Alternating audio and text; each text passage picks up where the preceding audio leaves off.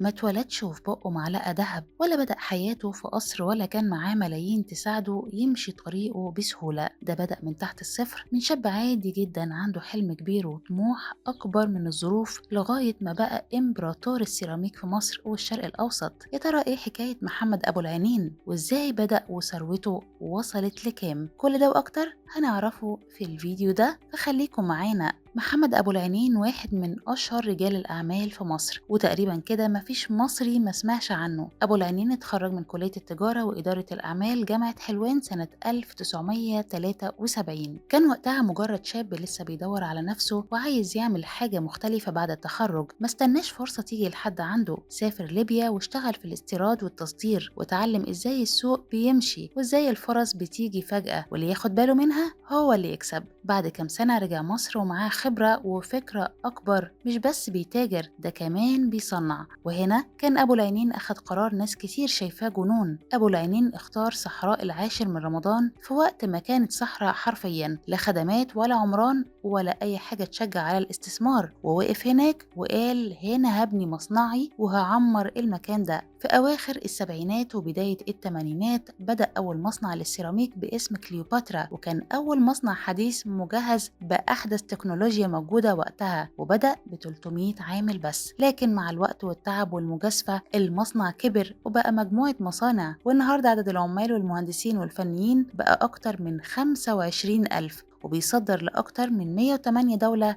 حوالين العالم. ودلوقتي بقت كليوباترا من أكبر 3 شركات في العالم في مجال السيراميك والبورسلين والأدوات الصحية. واحد غيره كان ممكن يكتفي بكده ويقول خلاص وصلت، لكن الطموح ملوش سقف، وهو اللي بيفرق شخص عن التاني. عشان كده أبو العينين دخل مجالات تانية، السياحة والعقارات والزراعة والإنتاج الغذائي والطيران، وكلهم تحت اسم كليوباترا. وقرر يعمر الصحراء مرة تانية من خلال مزارع ضخمة تساهم في الأمن الغذائي، وفتح فنادق ومنتجعات في شرم الشيخ وطابة ومرسى علم، ده غير المشروعات العقارية الضخمة واللي بتناسب شكل الحياة الحديثة. أبو العنين عنده شغف بالطيران ومعاه رخصة طيار معتمدة، وبيسوق طياراته بنفسه، وكمان بيعشق العربيات السريعة، وعنده جراج مليان عربيات فارهة من أغلى الأنواع، وظهر أكتر من مرة بعربية تعتبر من أغلى وأسرع العربيات في العالم، عربية سعرها بالمصري يوصل لمئات الملايين. وده خلى ناس كتير تسأل هو السيراميك بيكسب كل ده؟ الحقيقة النجاح مجاش في يوم وليلة، هو نفسه قال إنه خسر بالملايين في البداية قبل ما يكسب، وإن التجارة مش شطارة لكن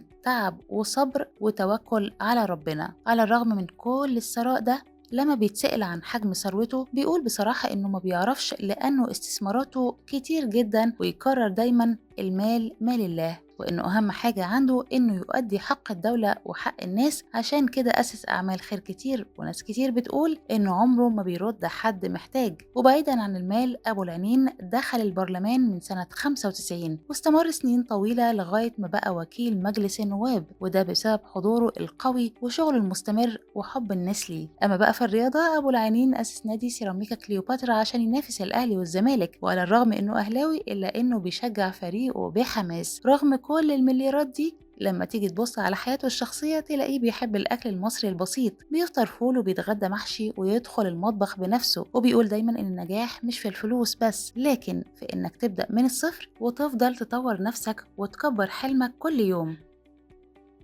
قصة محمد أبو العينين مش حكاية فلوس وخلاص، دي حكاية شاب بدأ من الرمل وعمر الصحراء وبقى إمبراطور صناعة السيراميك في مصر والشرق الأوسط، واسم مصري معروف في العالم كله. يلا شاركونا في التعليقات وقولنا لو انت مكانه كنت هتبدأ زيه من قلب الصحراء ولا هتعمل ايه؟